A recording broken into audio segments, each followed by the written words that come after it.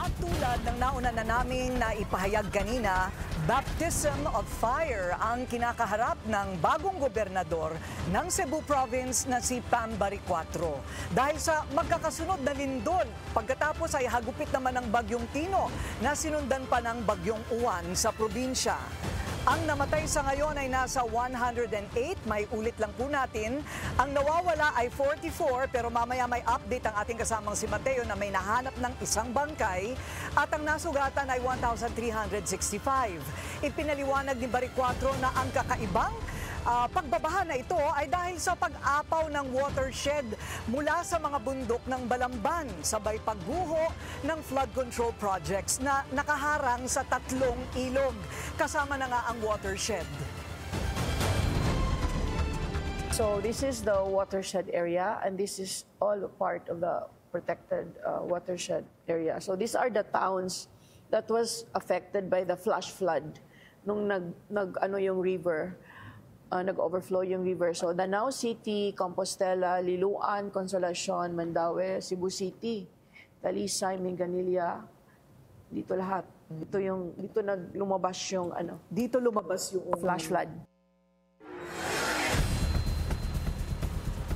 Ang lahat ng nadiskubring substandard o ghost projects sa lalawigan ay inireport na ng Office of the Governor at isinumite na sa ICI para maimbestigahan. Nakalista dito ang mga project, mga halaga, mga kontraktor at mga namahalang taga-DPWH. Inirereklamo ni Baricuatro ang 26 na bilyong pisong flood control. At nagtataka rin siya kung bakit hindi ginawa ang flood control master plan na pinangalanan na at pinaglaanan na rin ng mahigit 30 bilyong piso sa ilalim ng pamamahala ni dating DPWH Secretary Mark Villar. If you've seen in the news, Secretary Villar already earmarked 33 billion for that project. But 33 billion? But it was never executed. That's why we asked the question, why did they not execute it when it could really help mitigate the flooding?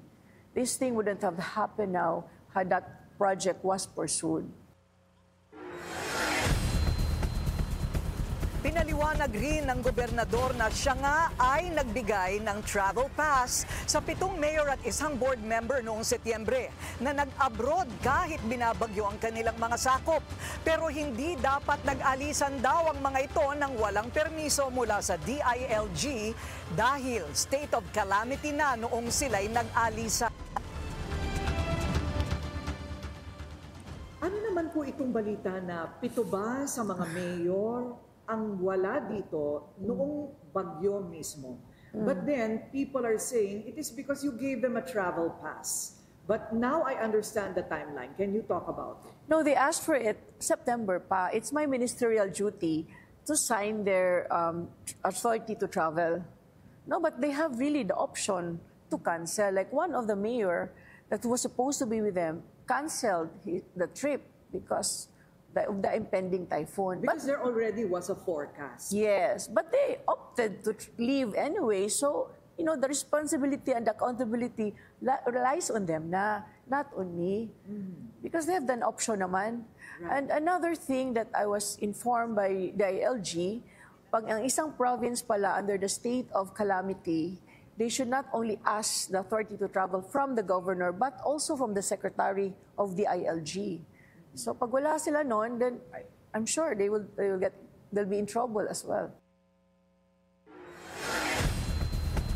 Si Baricuatro ay bagong naitalaga ni PBBM bilang head ng Regional Development Council para mag-imbestiga at ipaayos ang mga proyekto. Manatiling nakatutok sa Bilyonaryo News Channel. Sumubaybay sa aming social media accounts at mag-subscribe sa aming YouTube channel para sa mga bago at eksklusibong balita.